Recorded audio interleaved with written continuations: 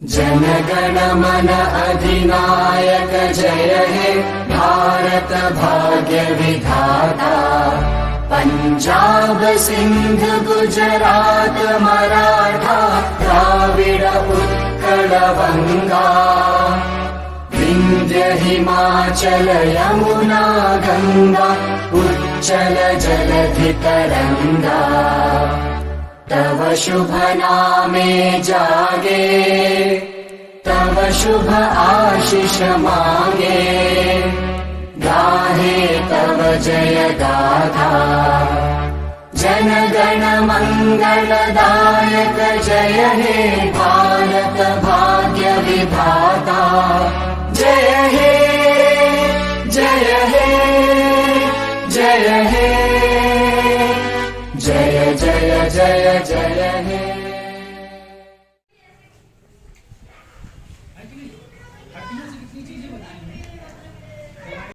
हमारा सारी जहां से अच्छा। गुर्बत में हो अगर हम रहता है दिल वतन में। समझो वही हमें भी दिल है जहां हमारा हमारा सारी जहां से अच्छा। हिंदोस्तां हमारा हमारा सारी जहां से अच्छा। पर्वत हो सबसे ऊंचा हमसाया आसमां का। वो संतरी हमारी वो पासबा हमारा हमारा सारी जहां से अच्छा। हिंदोस्तां हमारा हमारा सारी जहां से अच्छा। गोदी में खेलती है इसकी हजारों नदियां। गुलशन है जिनके दम से रश के जिना हमारा हमारा सारी जहां से अच्छा। हिंदोस्तां हमारा हमारा सारी जहां से अच्छा। आबरूए गंगा वो दिन है याद तुझको। उतरा तेरे किनारे जब कारवा हमारा हमारा सारी जहां से अच्छा। हिंदोस्तां हमारा हमारा सारी जहां से अच्छा। मजहब नहीं सिखाता आपस में बैर रखना। हिंदी है हम वतन है हिंदोस्तां हमारा हमारा सारी जहां से अच्छा। हिंदोस्तां हमारा हमारा सारी जहां से अच्छा।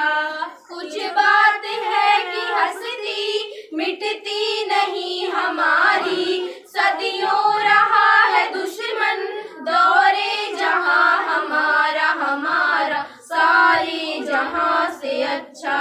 हिंदोस्तां हमारा हमारा सारी जहां से अच्छा। इकबाल है मरे हम अपना नहीं जहां में। मालूम क्या किसी को दर्द जिना हमारा हमारा सारी जहां से अच्छा। हिंदोस्तां हमारा हमारा सारी जहां से अच्छा। जय जय भारत।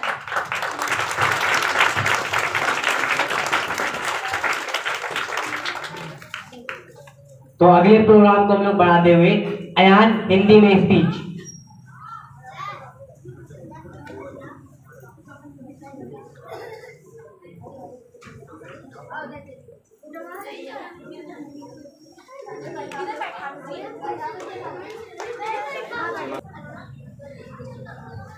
अक्का अक्का अक्का मेरे अक्का मदीने बुला लीजिए। मेरे अक्का मदीने बुला लीजिए। सहारा चाहिए सरकार जिंदगी के लिए। सहारा चाहिए सरकार जिंदगी के लिए। तड़प रही हूँ मदीने की हाजिरी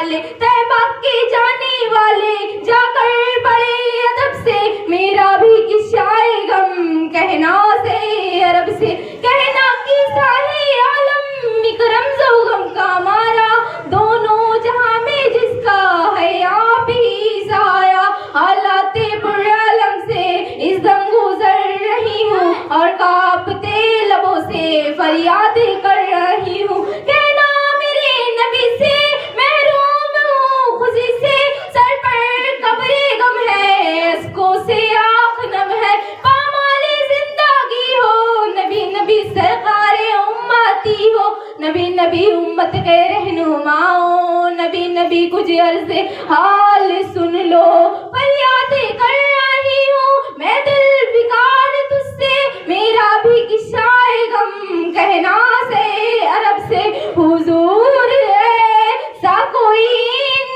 इंतजाम हो जाए, सलाम के लिए हाजिर गुलाम हो जाए, सहारा चाहिए सरकार जिंदगी के लिए। अस्सलाम वालेकुम।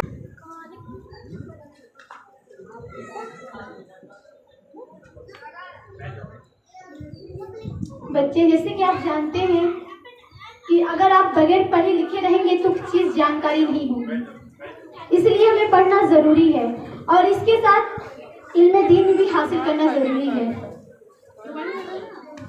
जैसे कि मैं बताती हूँ कि शैतान जानते हैं आप, जिसका इब्लीस नाम है, यानी वो सारे शैतानों का क्या है, हाकिम है, सरदार होता है नहीं, जैसे कि उसी तरह से वो हाकिम है सारे शैतानों का। तो क्या होता है, वो बैठता है अपना तख्त पर बैठता है और हर शैतानों से पूछता है कि वो दिन भर में क्या क्या काम किए हुए वो बताए। तो एक शैतान बोलता है कि मैंने फला शख्स को शराब पीने से उसकी तरफ बहलाया है, दूसरा बोलता है कि मैंने उसको हराम काम करवाया है, तीसरा बोलता है, इसी तरह सारे शैतान अपने अपने बारे में बताता है। आखिर में एक शैतान बोलता है कि मैंने एक तालिबे इल्म को पढ़ने से रोका, यानी अगर हम पढ़ेंगे नहीं तो इसी तरह से उसने वो शैतान किया, वो बहुत ही खुश हो गया, अपने तख्त से उठ गया और उसको गले से लगा लिया और कहा कि तुमने अच्छा काम किया। सारे शैतान ये देखकर जल भून उठे, कहा कि हमने इतने बड़े बड़े काम किए, हमें तो कुछ नहीं शाबाशी मिली, और उसने एक सिर्फ तालिबे इल्म को पढ़ने से रोक दिया तो उसे शाबाशी मिल रही है। तो शैतान क्या बोलता है, जो वहाँ का सरदार था, कहता है कि तुम नहीं जानते, इसी की बदौलत तुम सारे इंसानों को बहका पाए हो। जैसे कि मैं एक मिसाल, वो कहता है कि तुम उस जगह लेकर चलो जहाँ एक आलिम भी रहता है, एक आबिद होता है। आबिद यानी वो होता है जो अल्लाह को मतलब इबादत करता है, यानी नमाज रोज़ा ये सब पढ़ता है, और आलिम जो होता है पढ़ा लिखा होता है, उसको आलिम बोलते हैं। तो आलिम तो क्या होता है, शैतान उसको एक जगह लेकर जाते हैं और वो कहता है, एक आबिद साहब जा रहे थे तहज्जुद की नमाज के बाद फजर नमाज के लिए जा रहे थे। शैतान रुकता है और कहता है, जनाब मुझे एक मसला पूछना है। तो कहते हैं ठीक है जल्दी पूछिए, हमें नमाज फजर के लिए जाना है। तो शैतान बोलता है, अच्छा बताइए हजरत कि एक छोटी सी शीशी में क्या अल्लाह ताला इतना कादिर लगता है कि वो पूरे ज़मीनों आसमान को इकट्ठा कर सकता है? तो आबिद साहब बोले, ये कैसी बात कर रहे हैं आप, कैसे, कहाँ ज़मीनों आसमान और कहाँ ये इतनी छोटी सी शीशी।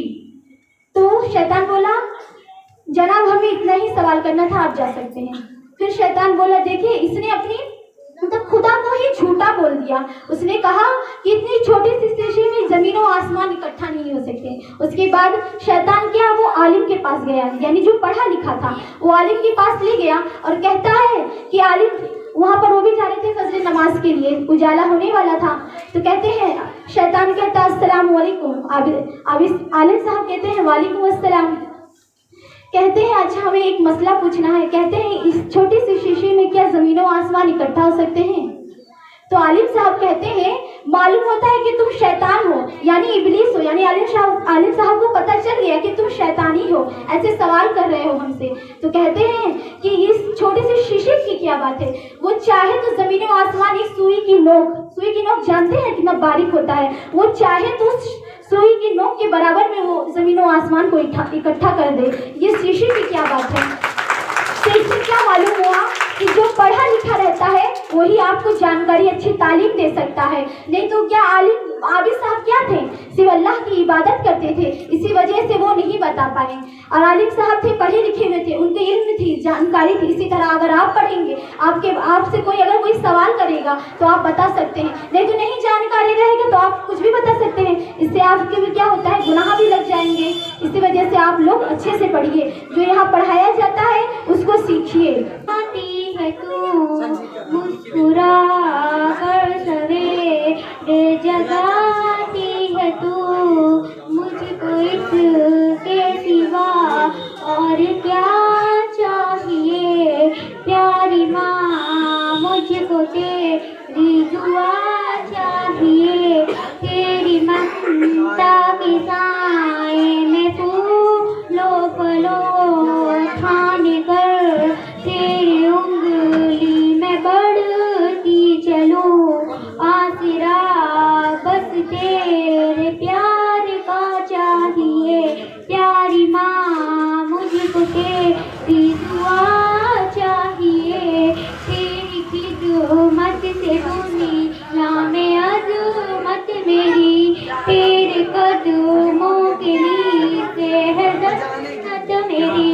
उम्र भर ज़क्र साया तेरा चाहिए, प्यारी माँ मुझको तेरी दुआ चाहिए, तेरी आंचल की ठंडी हवा चाहिए। अस्सलाम वालेकुम रहमतुल्लाह।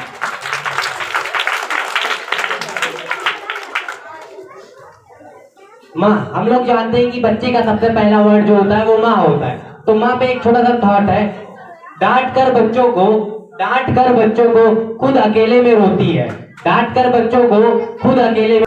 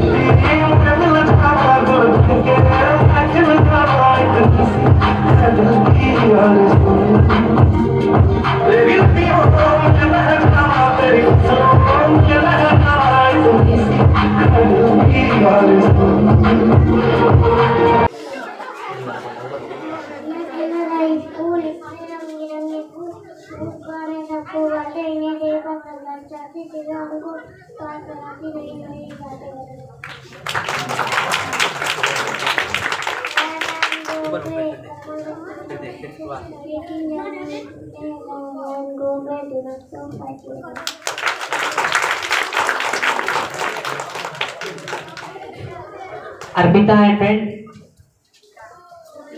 आओ बच्चों, तुम्हें दिखाएं।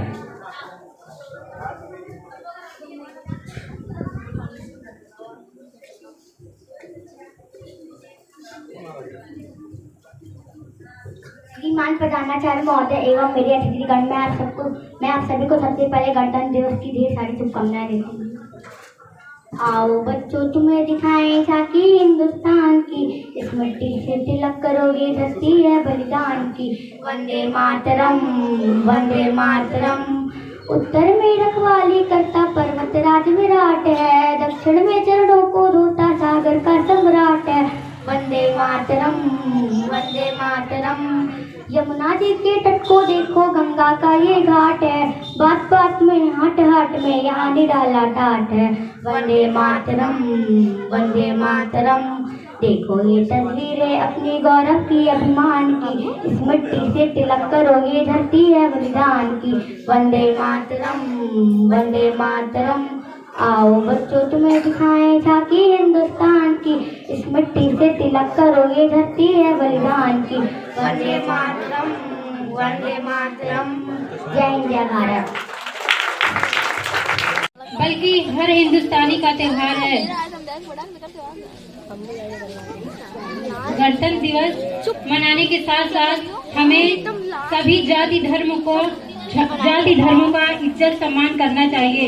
बस मैं बच्चों आप लोगों को यही समझाना चाहती हूँ कि आप लोग भी किसी जाति या धर्म में कोई भेदभाव ना करें। आप लोग यहाँ पढ़ने आते हैं कुछ बनने के चाह में, कुछ सपना लेकर, लेकिन मैं यही चाहती हूँ कि आप लोग कुछ बनने से पहले, कुछ करने से पहले एक अच्छा इंसान बनकर दिखाइए और एक अच्छा इंसान ही आगे। मेरी आबाद रहे तू, मैं जहाँ रहूँ जहाँ में याद रहे तू।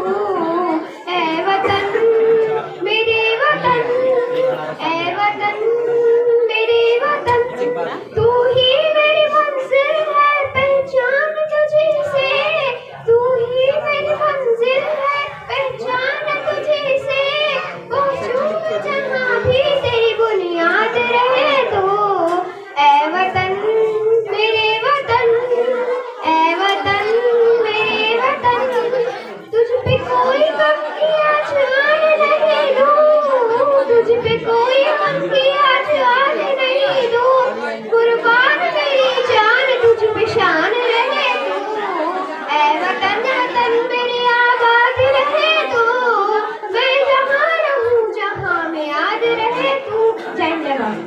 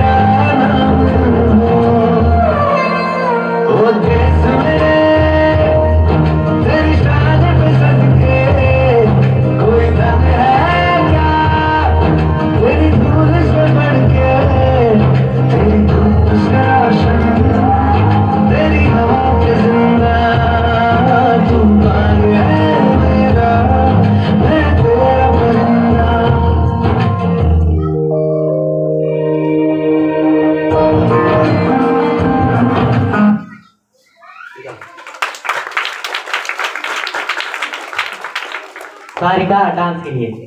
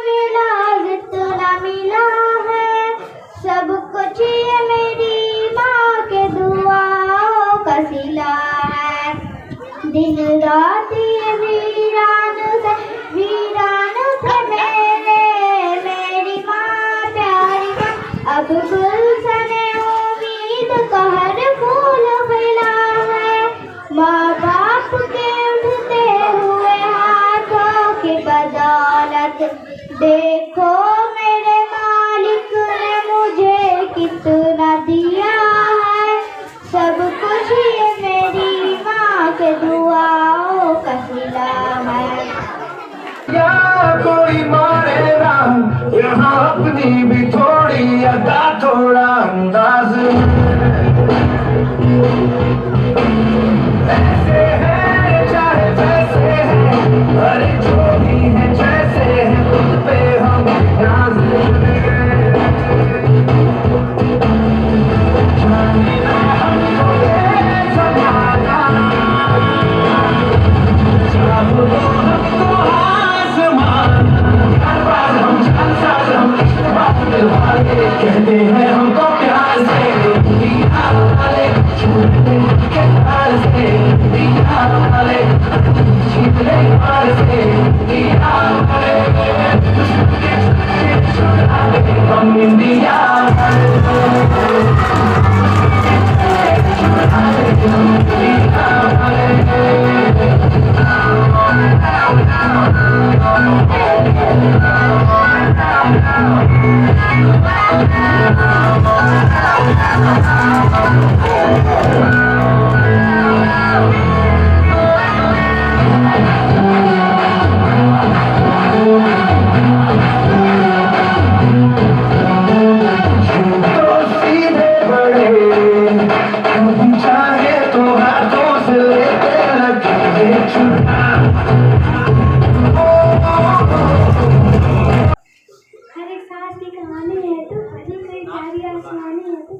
जीती मरती है तो औलाद के खातिर, से ममता की भूखी दीवानी है तू। तेरी गोद से बढ़कर नहीं कोई भी चमन, हमेशा फरिश्तों से घिरा रहता गुजारा है तेरे से लम्हा जन्नत में, हर देवता की जानी पहचानी है तू।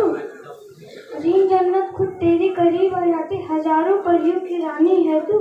दुआ है तेरी खूब से वो हर बार जन्म, भूल कर भी कभी ना हो तुझे कोई गम। हर करिश्मा से है तू बड़ी खुदा। ना जिएंगे धर्म के नाम पर, ना जिएंगे धर्म के नाम पर, ना मरेंगे धर्म के नाम पर, ना जिएंगे धर्म के नाम पर, ना मरेंगे धर्म के नाम पर। इंसानियत ही धर्म है, सिर्फ जिएंगे वतन के नाम पर।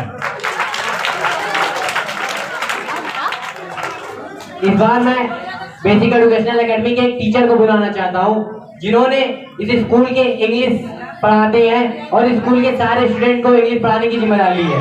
तालियों से स्वागत करें आशा मैम का। फिर से एक बार तेज से।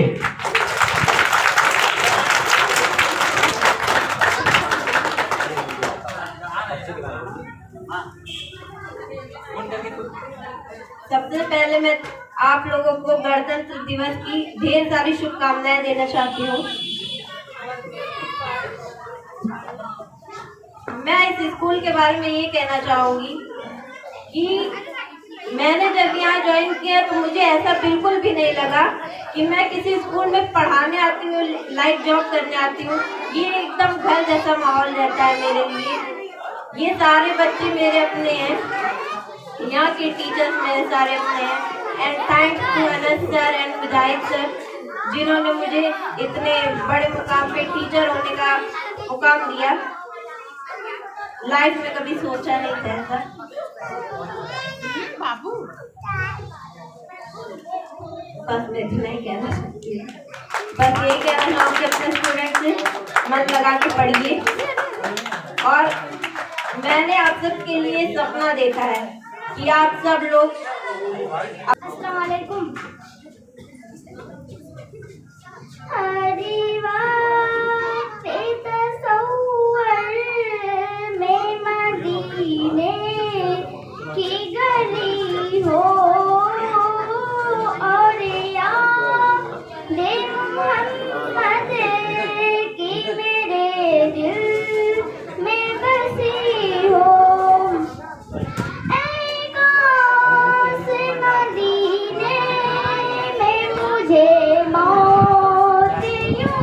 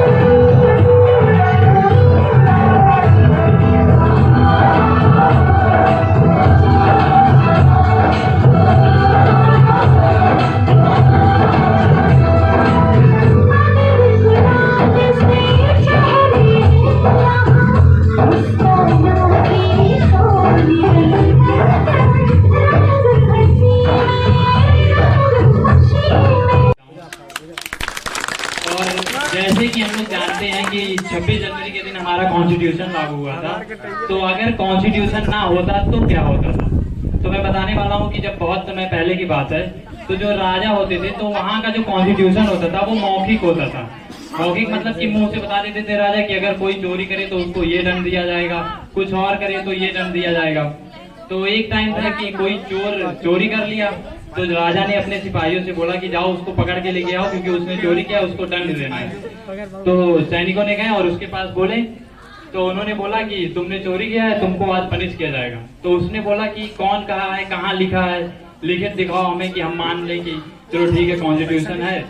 तो इसके बाद ऐसे करते करते काफी टाइम हो गया, तो राजा बहुत परेशान हो गए थे। तो राजा के सामने यही बात आ रही थी कि कैसे करें, लोग बोल रहे थे मौखिक क्या माना जाएगा, मौखिक तो हम भी कह रहे हैं। तो इसी वजह से कॉन्स्टिट्यूशन बनाया गया कि इसका अर्थ ये हुआ कि अगर कॉन्स्टिट्यूशन लिखित होगा तो इस पे सारे लोग अमल करेंगे और सारे लोगों को याद हो जाएगा कुछ ना कुछ कॉन्स्टिट्यूशन। और दूसरी बात ये है कि मैं आज अपने बारे में बताने वाला हूँ कि उस जगह से जहाँ आप लोग बैठे हैं और इस जगह में आने में मुझे क्या क्या करना पड़ा, क्या क्या संकल्प लेने पड़े, कैसा कैसा हुआ। मुझे याद है कि जब मैं क्लास 8 में था तो 8 में सारे विषयों में मैं फेल हो गया था, सिर्फ एक ही विषय में पास था। तो जब मेरे मीडियम था, मेरे पापा गए तो मेरे सर बोले कि आपका लड़का सिर्फ एक ही विषय में मेहनत कर रहा है, बाकी सब में तो फेल है। तो मेरे पापा बोले चलो ठीक है कोई टेंशन नहीं, आगे अप्लाई करना है। तो क्लास 9, 10 भी ऐसे ही फेल गुजारा करते करते गया। 10th में बहुत कम परसेंट आए थे, तो इसकी वजह से थोड़ा सा डिप्रेशन में था कि चले अब क्या कर पाएंगे, कुछ और है नहीं। उसके बाद मैं क्लास 11, 12 रात भर सेल्फ स्टडी करके पढ़ा। मैं सोचा कि जब आगे पढ़ना है तो खुद से ही करना है, क्यों ना तुरंत किया जाए। और मेरे अंदर एक बुरा ये था कि जब मैं पढ़ता था तो सोचता था कल कर लेंगे। तो मैं ना कहना चाहता हूँ कि अगर कोई काम कल करेंगे तो वो कभी नहीं होने वाला है। अगर आपको काम करना है तो कल नहीं आज ही करिए। और जब मेरे क्लास की असेंबली होती थी, ऐसे बता रहा हूँ कि जब क्लास 10th में था तो सारे लड़के जो फर्स्ट, सेकंड, थर्ड थे, मेरे दो दोस्त इतने अच्छे थे कि वो क्लास नर्सरी से लेके क्लास 12 तक हमेशा फर्स्ट रैंक थे। मेरे दो फ्रेंड ऐसे थे कि जो सक्सेस होता है उसमें बढ़ाव चढ़ाव रहता है, लेकिन एक असद नाम का लड़का था, वो क्लास फर्स्ट से लेके क्लास 12 तक पहला ही रैंक आया। और एक और शिवम नाम का लड़का था, वो क्लास फर्स्ट से लेके क्लास 12 तक वो सेकंड रैंक पे आया। और दोनों लोग एकदम जीताड़ मेहनत करते रहे। फर्स्ट वाला कभी सेकंड ना आ सका और सेकंड वाला कभी फर्स्ट ना आ सका। और उन दोनों को घर भी अगल बगल था, तो उन दोनों की रैंक की वजह से उनके पेरेंट्स में भी था कि अरे हमारा लड़का फर्स्ट आएगा। पेरेंट्स भी मार कर लेते थे आपस में कि नहीं हमारा लड़का इस बार फर्स्ट आएगा, वो बोलते थे नहीं हमारा ही फर्स्ट आने वाला है। तो ऐसे असेंबली होती थी, तो हमारा भी अपना एक काम था, पीछे बैठे रहते थे। जब कोई आता बुलाया जाता था कि असद आ जाए प्राइज ले लें, तो अपना बस एक काम था कि पीछे बैठ के ताली बजाना था। और काफी टाइम हो गया, 12 साल मैंने ताली बजाए। तो मैं एक बार ऊपर देख के बोला कि एक दिन सारा ताली सूद समेत वापस ले लूंगा। और ज्यादा नहीं बोलना चाहता हूँ, हमारे आए हुए हैं तो मैं इनको बुलाना चाहता हूँ, आप लोग खड़े हो गए उनका तालियों से स्वागत करें।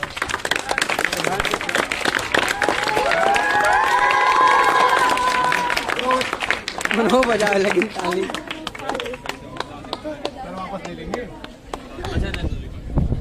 Hello hello. और हम सब मनाने के लिए यहाँ पे इकट्ठे हुए हैं। और अभी अनस जी ने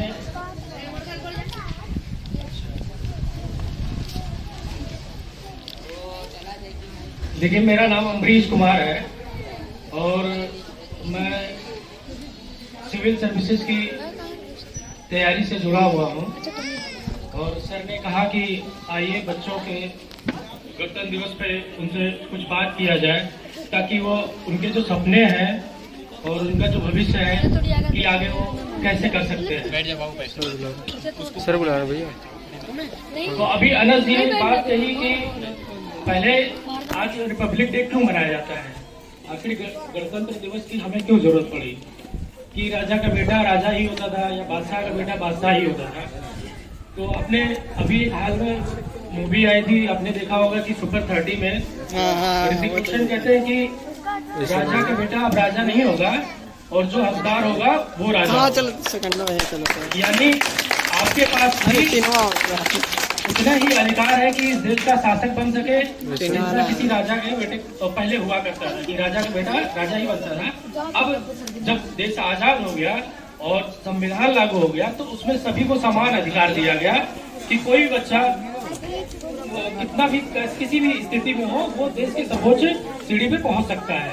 जैसे आपने हमारे बीच में देखा होगा, कलाम साहब ने देश की सबसे बड़ी जो कुर्सी होती है, ओहदा होता है, वो राष्ट्रपति का होता है, और वहाँ पर वो पहुंचे। और हमारे आपके बीच में ये जो बच्चे हैं, इन्हीं में से कोई डॉक्टर, कोई इंजीनियर, कोई टीचर, कोई प्रोफेसर, कोई साइंटिस्ट बन सकता है। और उसकी अंदर भी एक इंडिविजुअल जो दिमाग है, जहन है, बस उसका आपको इस्तेमाल करना है। लेकिन आने वाली ये जो पीढ़ी है उसको हम कैसे आगे ले जाएं, ये हमें आपको एक अनुशासन सीखना होगा कि आज के जो बच्चे हैं जो मिसप्लेइंग कर रहे हैं, यानी कि उनके अंदर आज जो सीखने की चीजें हैं वो गैजेट्स है, आधुनिक चीजों में इन्वॉल्व हैं, आप लोग उसका सही इस्तेमाल करें। यानी आपके शिक्षा के लिए जो चीजें जरूरी है वो आपको कैसे एक बेहतर व्यक्तित्व का विकास कर सकती हैं आपके लिए, उन चीजों का आप बेहतर इस्तेमाल करें, या एक अनुशासन के तौर पर शिक्षा को कैसे हासिल करें। ज्यादातर बच्चे अभी देखते हैं कि अगर यहाँ से जाएंगे अपने घर तो वही टीवी, वही मोबाइल और उसमें इंटरटेनमेंट से, लेकिन आपका अपने जीवन का जो हिस्सा है वो शिक्षा पे कितना दे रहे हैं, अपने व्यक्तित्व के विकास पे कितना दे रहे हैं, सामाजिक विकास पे कितना दे रहे हैं, सांस्कृतिक विकास पे कितना दे रहे हैं, अपने आर्थिक विकास पे, राजनीतिक विकास पे, इन सब चीजों पे भी आपको सोचना है।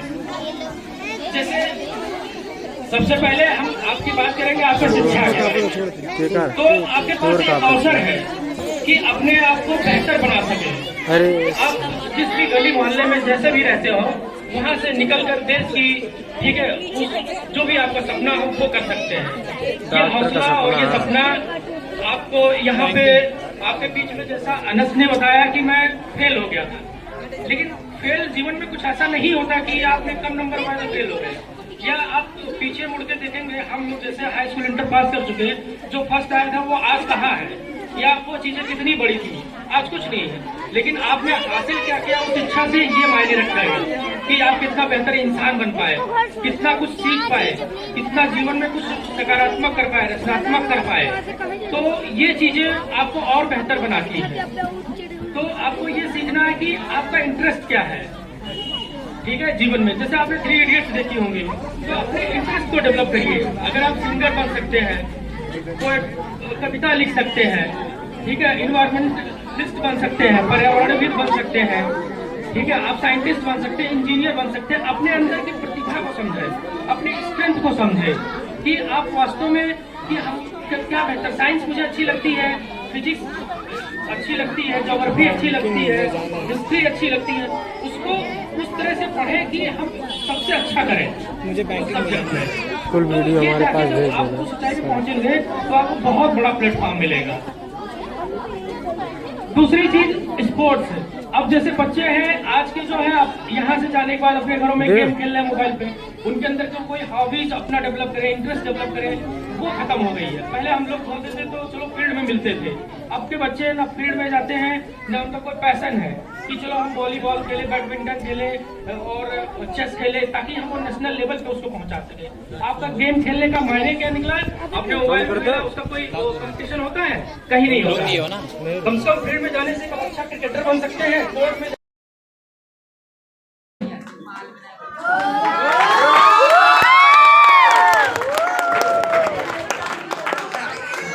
अल्तमस,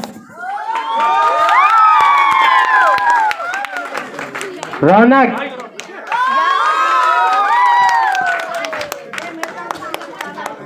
शोएब, अलजीबा,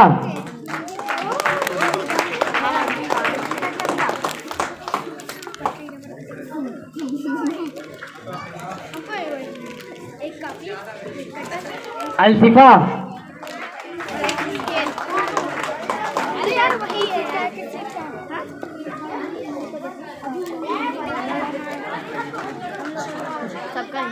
अर्पिता,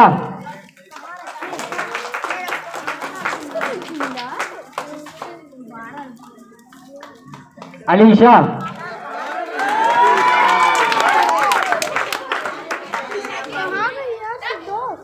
सहनुमा,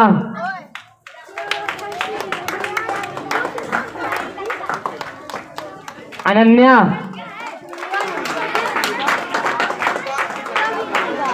मान्या, मान्या,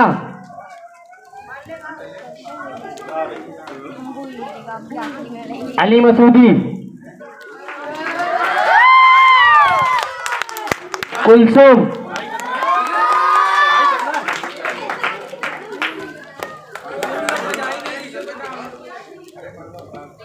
नूर सिदा,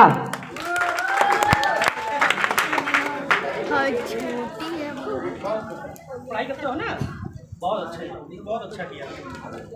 साहिमा,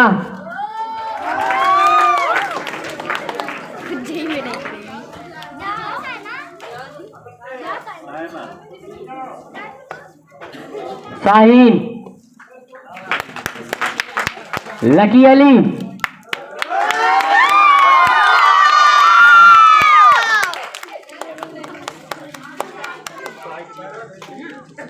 सकीना,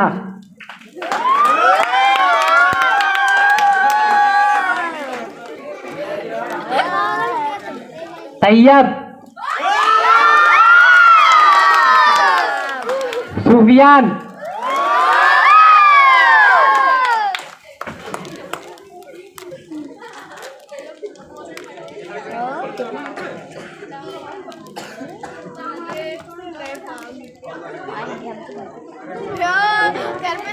हो गया, कोई छूटा नहीं है।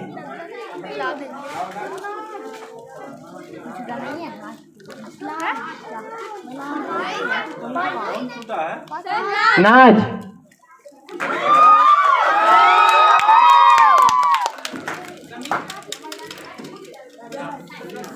समीर, अयान,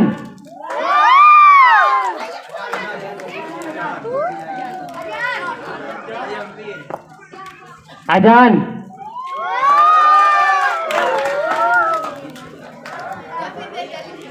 कोई और बाकी है अब?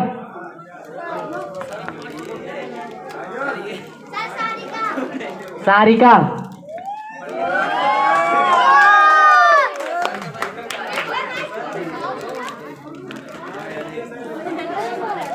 आप लोग शांति से अपने जगह पे बैठ जाइए, कोई नहीं बाकी। हो गए सब लोग? बैठ जाइए अपनी जगह पे शांति से।